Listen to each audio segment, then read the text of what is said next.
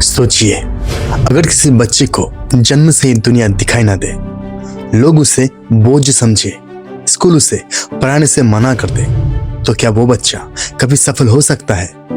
लेकिन भारत में एक ऐसा लड़का पैदा हुआ जिसने ये साबित कर दिया कि सफलता देखने वालों को नहीं बल्कि सपने देखने वालों को होती है। ये कहानी है आंध्र प्रदेश की एक छोटे से गांव में जन्मे श्रीकांत बोला की। श्रीकांत बोला के जन्म 1990 के दशक में आंध्र प्रदेश के एक छोटे से गांव में हुआ।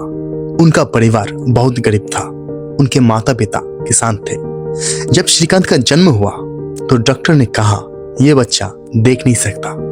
गांव के लोगों ने उसके माता पिता से कहा ऐसे बच्चे का क्या भविष्य होगा। कुछ लोगों ने तो ये तक भी कह दिया कि इस बच्चे को पढ़ाने का कोई फायदा नहीं। लेकिन उनका माता पिता ने हार नहीं मानी। उन्होंने तय किया हम अपने बेटे को हर हाल में पढ़ाएंगे। श्रीकांत का बचपन आसान नहीं था। जब दूसरे बच्चे खेलते थे तो उन्हें बहुत संघर्ष करना पड़ता था क्योंकि वो दुनिया को देख नहीं सकते थे। लेकिन उनके अंदर एक चीज बहुत मजबूत थी, सीखने का इच्छा। उनके माता पिता ने उन्हें एक विशेष स्कूल में भेजा जहां उन्होंने ब्रेल लिपि में पढ़ाई शुरू की थी और धीरे धीरे वो पढ़ाई में बहुत अच्छे होते गए। जब श्रीकांत ने 10वीं परीक्षा दी तो उन्होंने लगभग 90% से ज्यादा अंक हासिल किए। अब उनका सपना था साइंस पढ़ना, लेकिन यही से असली संघर्ष शुरू हुआ। सरकार और स्कूलों ने कहा एक नेत्रहीन छात्र साइंस नहीं पढ़ सकता। सोचिए, एक बच्चे को उसके सपनों से रोक दिया गया। लेकिन श्रीकांत ने हार नहीं मानी। उन्होंने कोर्ट में केस कर दिया और आखिरकार वो केस जीत गया। ये उनकी जिंदगी की पहली बड़ी जीत थी। अब श्रीकांत का सपना था IIT में पढ़ने का। उन्होंने बहुत मेहनत की, लेकिन उस समय भारत में नेत्रहीन छात्र के लिए अवसर बहुत कम थे। उन्हें IIT में मौका नहीं मिला। ये उनके जीवन का एक बड़ा झटका था। लेकिन कहते हैं ना, जब एक रास्ता बंद होता है तो भगवान दूसरा रास्ता खोल देता है। दुनिया की सबसे बड़ी यूनिवर्सिटी में से एक MIT ने श्रीकांत को एडमिशन दे दिया। ये एक ऐतिहासिक पल था। वो MIT में एडमिशन पाने वाले पहले अंतर्राष्ट्रीय नेत्रहीन छात्र बने। वे भारत से अमेरिका पहुंचे और वहाँ नई जिंदगी शुरू हुई। MIT में पढ़ाई आसान नहीं थी, लेकिन श्रीकांत ने कभी हार नहीं मानी। उन्होंने वहाँ टेक्नोलॉजी और बिजनेस सीखा। MIT में पढ़ते समय श्रीकांत के मन में एक सवाल बार बार आता था, अगर मुझे अवसर मिला है तो मेरे जैसे लाखों लोगों को क्यों नहीं मिलता।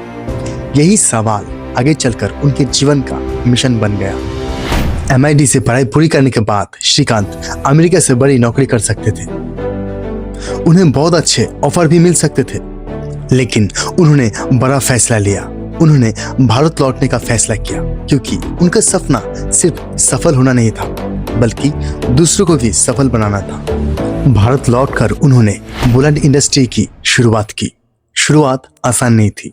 ना पैसा ज्यादा था, ना अनुभव ज्यादा थी, लेकिन एक मजबूत सोच थी। उन्होंने तय किया कि उनकी कंपनी में काम करने वाले ज्यादातर लोग दिव्यांग होंगे। आज उनकी कंपनी इको फ्रेंडली प्रोडक्ट बनाती है और हजारों लोगों को रोजगार दे चुकी है।